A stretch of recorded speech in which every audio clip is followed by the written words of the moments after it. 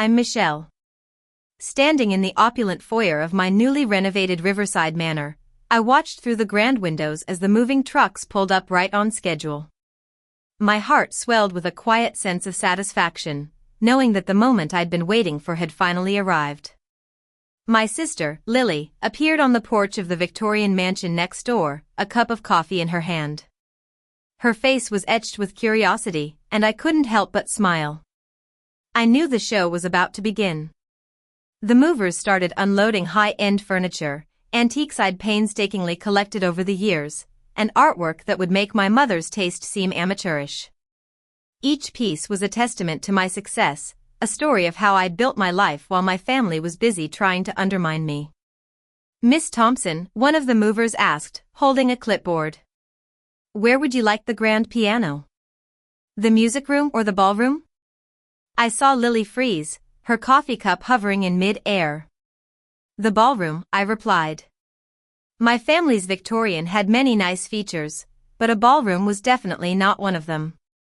"The music room for now," I added. "The ballroom chandeliers are still being restored." Within the hour, my parents' car screeched into their driveway. It was obvious they'd received Lily's urgent call. I continued directing the movers, pretending not to notice as my family gathered on their porch, their eyes wide with shock as they watched the stream of luxury items being moved into my new home. "Michelle," my mother called across the lawn. "What's going on?"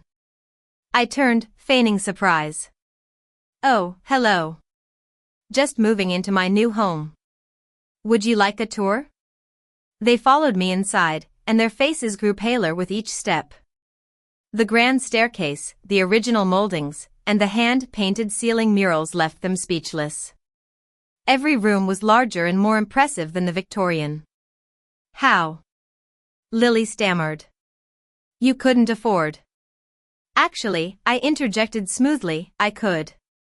While you thought I was struggling in my small apartment, I was investing, saving, and building my portfolio. Did you really think I was living below my means because I had to?" My father's face turned a deep shade of red. "You let us believe."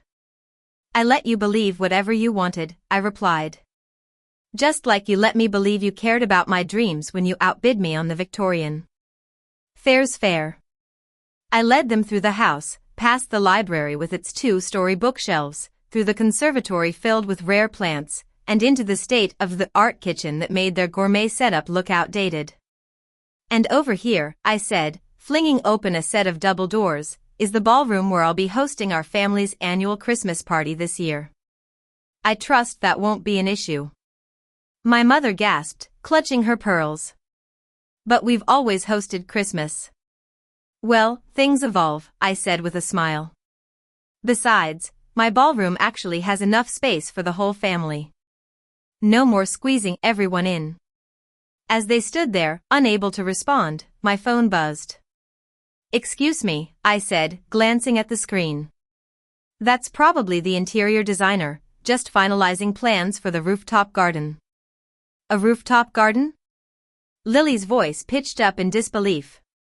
"Yes," I answered casually. "The view of your house from up there is rather charming. You can see right into your backyard." Shortly after, they left, huddled together and mumbling in a frenzy. Through my windows, I watched them return to their Victorian. Once the house they bought to spite me, now outshined both in size and stature by Riverside Manor. Later that evening, as I relaxed in my library with a glass of wine, the texts began to pour in. First, Lily. "You had this plan, didn't you?" Then my mother. "We need to discuss Christmas plans."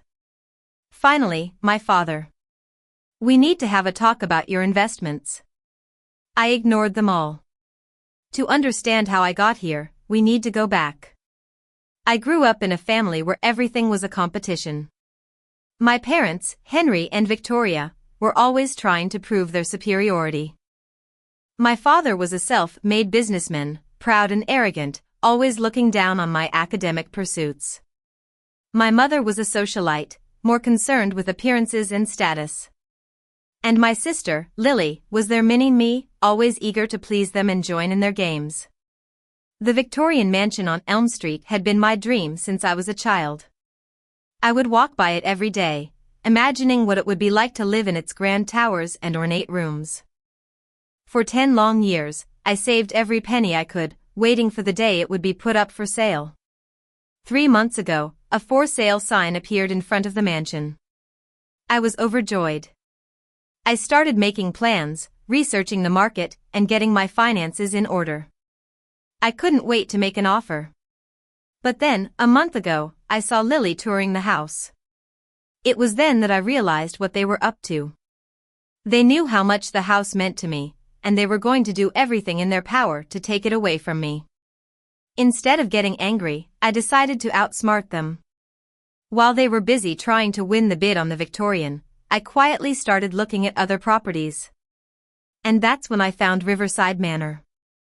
It was even larger and more historic than the Victorian, and it was right next door.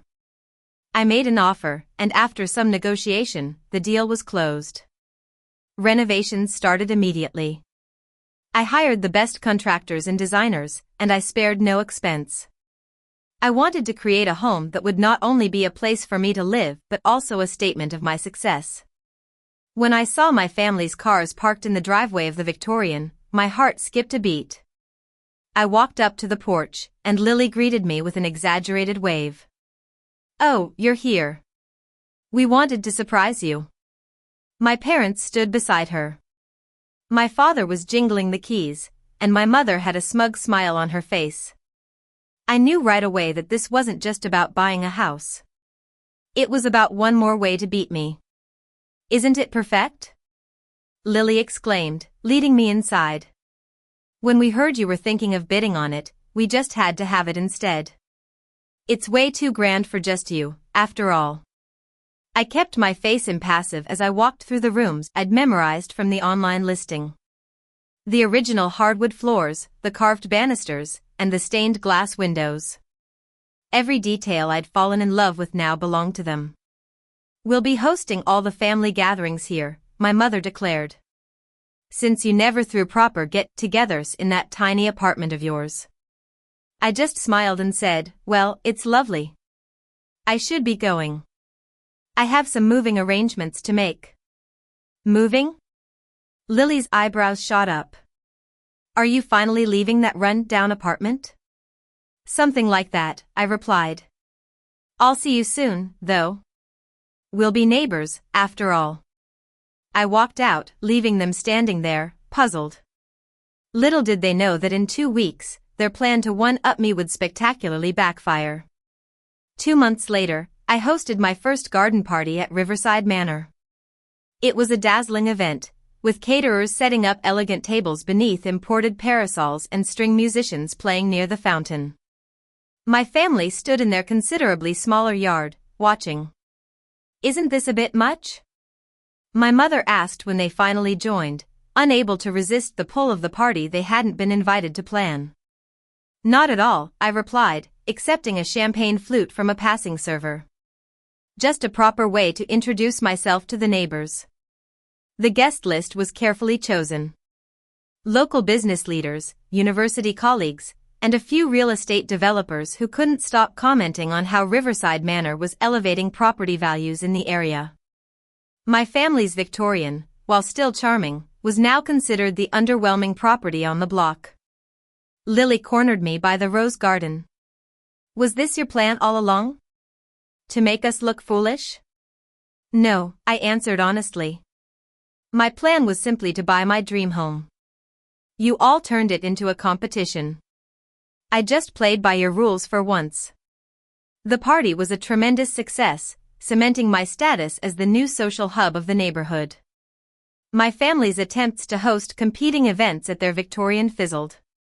No one could top the grandeur of Riverside Manor's ballroom and gardens. 6 months later, my father showed up at my door.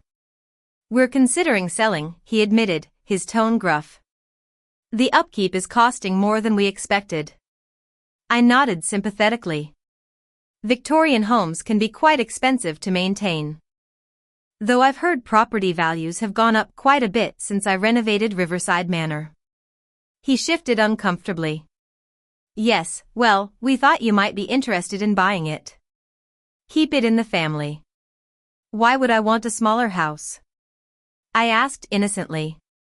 Besides, I'm quite enjoying watching you all adjust to the consequences of your choices. They didn't sell. Their pride wouldn't allow it. Instead, they were forced to live with the reality they had created. Every family gathering at my house reminded them of how their attempt to outdo me had backfired. Each upgrade I made to Riverside Manor made their Victorian look just a little more outdated. That Christmas was particularly satisfying. The ballroom, decorated beautifully, hosted our entire extended family with ease. Cousins who had once echoed my parents' criticisms now asked for advice on investments and career strategies. As I watched them navigate the party, looking small in the grand space they never imagined I could own, I felt no triumph, just quiet satisfaction. They had spent years trying to prove they were better than me. In the end, they had only competed with themselves. "Your house is extraordinary," my Aunt, Grace, said as she found me by the Christmas tree. "Though I wonder if it's a bit lonely. So much space for just one person." I smiled, thinking of the research center I was planning to build in the East Wing. Not lonely at all. I filled it with exactly what I want, just like I filled my life with what I want, not what others think I should. My family still lives next door in their Victorian, a constant reminder that sometimes the best revenge isn't about revenge at all. It's about rising above. They wanted to teach me a lesson about my place in the world. Instead, they learned one about underestimating me. As for me, I host charity events in my ballroom, write research papers in my library, and enjoy my rooftop garden with its perfect view of their much smaller house. Sometimes I see them watching from their windows as I entertain or improve my property. Let them watch. They spent years treating me as competition. Now, they get to live with a constant reminder that they lost a game they never should have started.